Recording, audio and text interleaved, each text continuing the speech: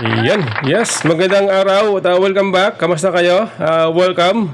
Mga OFW na nasa iba't ibang panig ng mundo. Kamusta kayo?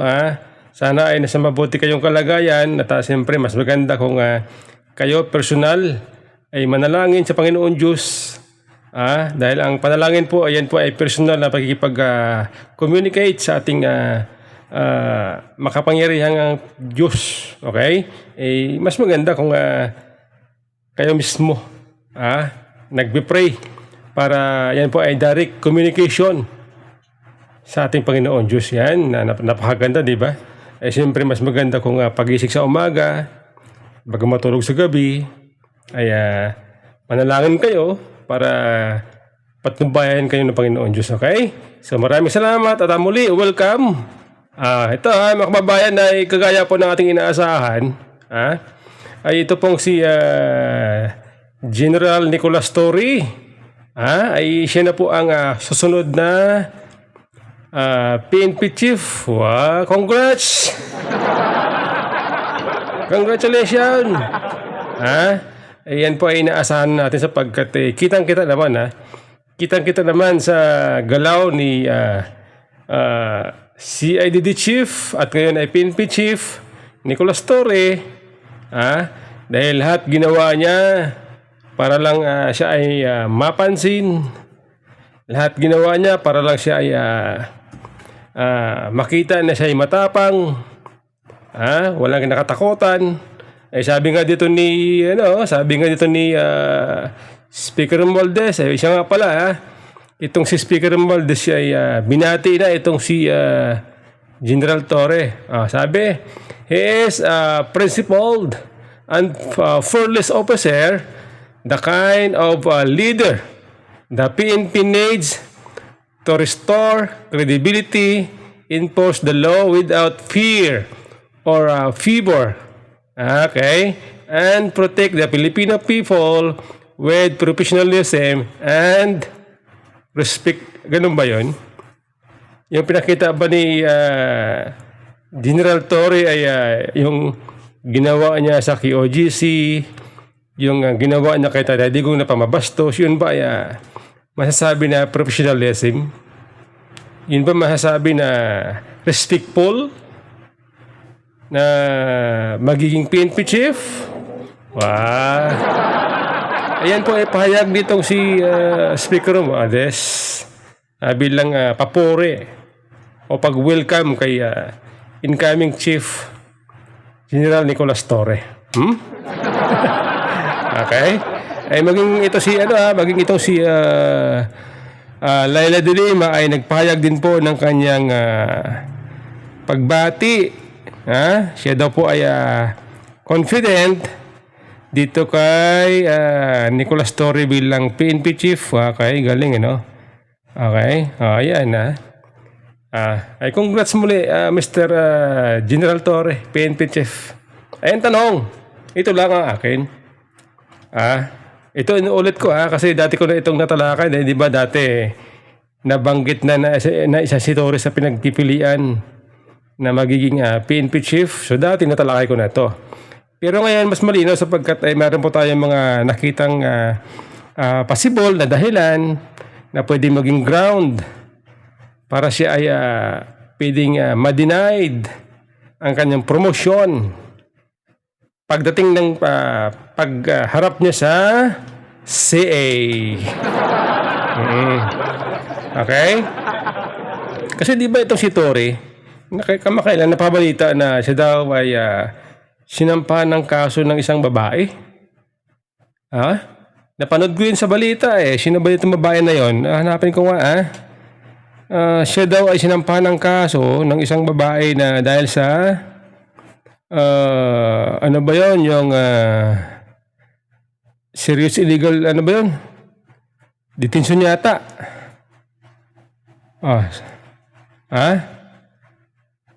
Sandali lang, hanapin ko lang mga kababayan So ito po ito po ang kaso na napabalitang kaso na final na isang babae laban kay Nicolas Torre. Okay, at siyang pang iba niyang kasamahan. That's the head of the Police Criminal Investigation and Detention Group, and nine CIDG officers are facing criminal charges for allegedly detaining a businesswoman for 6 days based on photographed red notice from the International Police Organization or Interpol. CIDG Director Major General Nicholas Torre III and his subordinate failed to attend the preliminary investigation set by the Makati Prosecutor's Office on April 21 and 28. Hindi pala siya naka-attend? Hindi pala siya naka-attend doon sa preliminary investigation na sinit ng Makati Prosecutors. April 21 at 28, dalawang beses. Nakalagay dito. CIDG Director Major General Nicholas Torre III and his subordinates is failed to attend the preliminary investigation set by the Makati Prosecutor's Office on April 21 and 28. On March, Rochelle Kali, 48, filed complaint for unlawful arrest and arbitrary detention against Torre and his men. So ayan sinampan pala sa ng isang babae ng kasong unlawful arrest and arbitrary detention. Nako, mabigat dito Hindi rin po basta-bastang kaso yan. Okay, sabi pa and the stars asked Torre for comment but has yet to receive reply. Okay, so ngayon dahil sa kaso na yan, ang tanong natin, pwede kaya yan maging ground para siya ay ma-reject? Ang kanyang promosyon ay ma-reject pagdating niyang siya ay sasalang sa Commission on Appointments. Pwede kaya?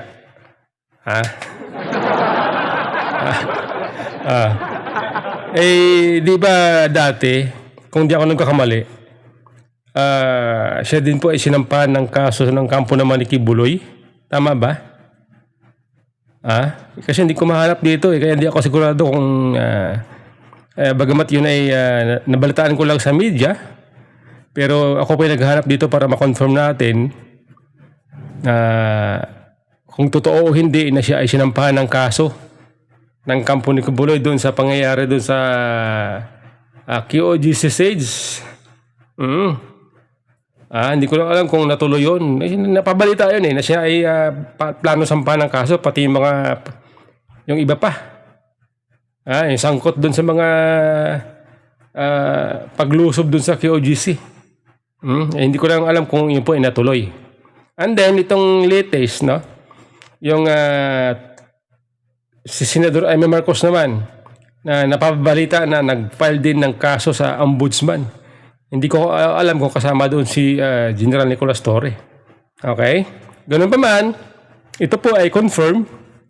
Itong babae na nag-file ng kaso laban kay Torre ay confirm base po dito sa article ng Philippine Star. Okay? So ngayon, tanong natin, ulit ko, ang tanong natin, ito kaya ay maging ground para ma-denied ng CA si newly appointed PNP Chief Nicholas Torre. Okay? Sabi kasi dito sa akin paghahanap ng mga ating mapagkunan ng idea. Okay? Kung ano-ano yung mga ground na pwedeng ma-reject itong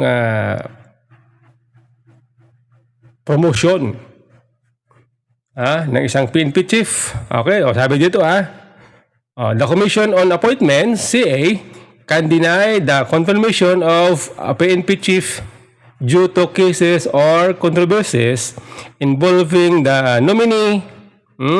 The CA role is to assist the nominee qualifications and fitness for the positions, and unresolved or significant controversies can impact the assessment.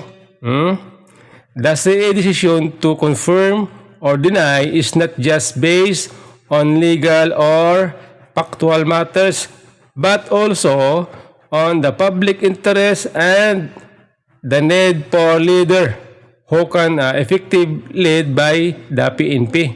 Ito dyan, halimbawa, may nagreklamo, may tumutol na i-appoint o ma-confirm itong si General Torre. Pwede kaya yon? Maka-applic kaya yun sa kanyang promosyon? Okay? Ito, mga sinasabing administrative cases. Okay? Ito, binabasa ko lang ito eh. Ito po ay galing sa EI.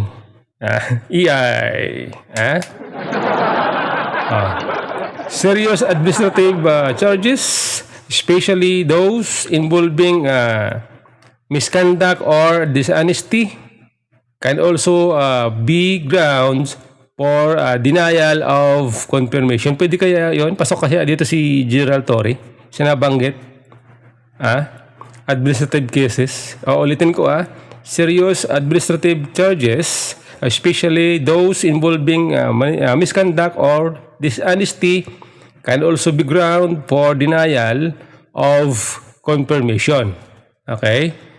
Ito, binabasa ko lang ito mga kababayan para malaman natin kung pasok ba si General Torre ito mga isyong kinakasangkutan niya dati.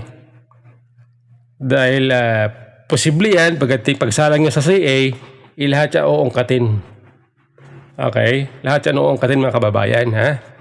Controversies and allegations.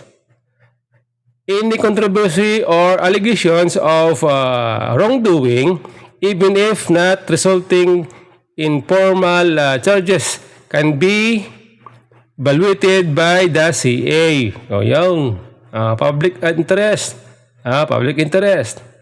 The CA considered the overall public interest in ensuring that the PNP is led by a person who is fit and proper for the position.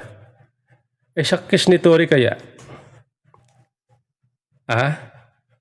Siyempre, yung mga tao na nakinabang sa kanyang ginawa, tudupore siya. Diba? Hinahangaan siya. Kagaya ng ating mga nabasa sa social media nung siya ay na-confirm na siya ay inappoint ng Presidente Marcos. May mga nagsabing congratulations. Pinupuri siya. Mas marami naman nagsabi na binibira siya. Galit sa kanya. Mas marami. Na nabasa ko sa social media base sa mga comments. Okay? Ito pa, nakalagay, legal basis, legal basis. Ito pa galing sa AI mga kababayan na binabasa ko lang, yung mga grounds na pwedeng magamit against Torre sa kanyang pagsalang sa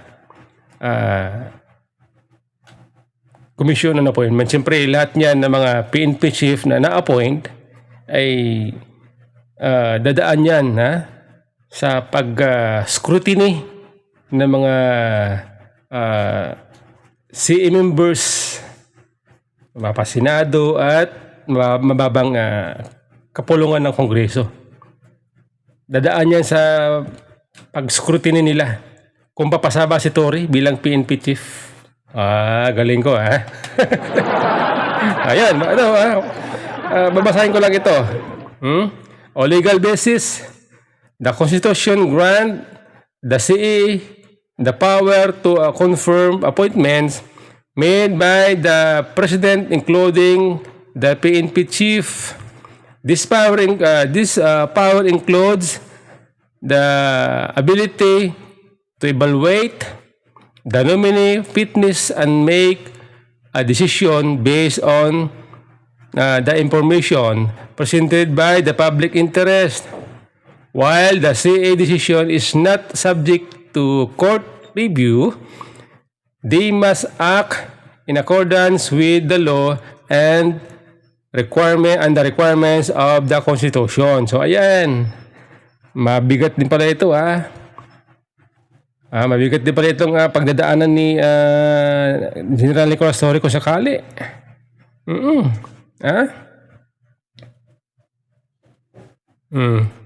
Okay? Ito pa nakalagay Yung mga binabasa ko lang ito mga kababayan. Para makakuha tayo ng ideya. Ito po ay galing sa EI. Google. Google. The CE has denied confirmation of several PNP chief due to cases or controversies. In some cases, the nominee have been found to have been involved in criminal or administrative cases or controversies. In essence, the CA decision to confirm or deny a PNP chief is a complex process that involved the through evaluation of the nominees' qualification, including their background and any cases or controversies involving them. So, ayan Okay. Tanong ko kung sakali kaya, ito hindi ko alam kasi hindi tayo abogado Itanong natin, sa mga ating mga kababayan na may alam sa batas na kung sakali ang isang inappoint na PNP chief at dininay ng CE ang kanyang confirmation dahil sa mga kaso na kinakasangkutan nila, mga controversies, yung kanyang retirement kaya, epektado. Epektado kaya? Pagka sila ay dininay ng CA, yan ang tanong natin sa ating mga kababayan na may alam sa prosesong legal. Okay? Ngayon, kung ang mga tao na nakinabang dito sa ginawa ni Torre, sa dating Pangulo, sa mga Duterte, kay Kibuloy, sa ni Kibuloy, sa KOGC pala, ang daming pumupuri sa kanya, mas marami ang galit. Ang tanong ko, di ba sabi fearless daw si Torre? Fearless, wala kinakatakutan.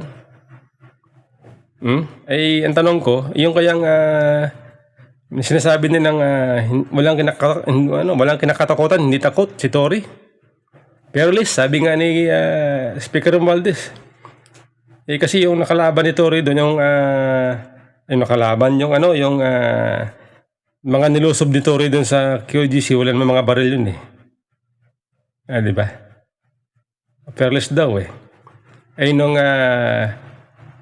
dinampot nila si Tatay Digong, sabi nga ng kampo ng mga Duterte ay kinidnap si Tatay Digong at dinala sa dahig. Iyon naman ay walang baril, walang laban, walang kalaban-laban yung matanda doon. Yan ba ay masasabi natin na fair? Para masabi na hindi takot si General Torre? Fearless? Kasi nga, wala na sa power ang mga Duterte. Si Tatay Digong wala na sa power. Kaya siyempre si Torre hindi na takot. Siyempre si Tatay Digong ay wala nang kapangyarihan, matanda na, may sakit pa. Sino ba naman ang mahatakot dyan? Wala na. Maliban na lamang kung siyempre kung minamahal mo, mahal mo yung isang digong, siyempre iingatan mo, respetuhin mo. Di ba? Hanggat maaari ayaw mong masaktan. Pero kung katulad ni Torre na hindi marunong respeto, tapos naghabol pa ng promotion, siyempre magpapakitang gilas. Ay dahil dyan, sa kanyang ginawa na yan, ay tinatawag siya na peerless. Ha? Peerless. Diba? Galing ano? Ha? Pero, malay nyo, pag kayo naman ay wala nasa pwesto, baka yung gulong kumbaga umiikot yan eh. Kung ngayon ay nasa itaas kayo, baka pagdating ng panahon eh nasa baba kayo, baka maiba ang takbo ng inyong buhay. Baka ang sarap na pinagdadaanan nyo ngayon, na tinatamasa nyo ngayon, baka pagdating ng panahon, yung dinanas, yung hirap na dinanas ng tao na pinahirapan ninyo, siya namang dadanasin ninyo pagdating ng panahon. Sana wag naman. Sabi nga weather lang yan. Panahon lang yan. Di ba? Iwan ko lang ngayon pa lang may mga kaso na nakasampa. Hindi ko lang alam kung yan ba ay mapagtagumpayan ni General Torre. Di ba? Kaya tayo po yung nagtatanong. Kaya ba? Bilang PNP chief, magtatagumpay ba si General Torre? Magiging maganda ba ang kanyang trabaho?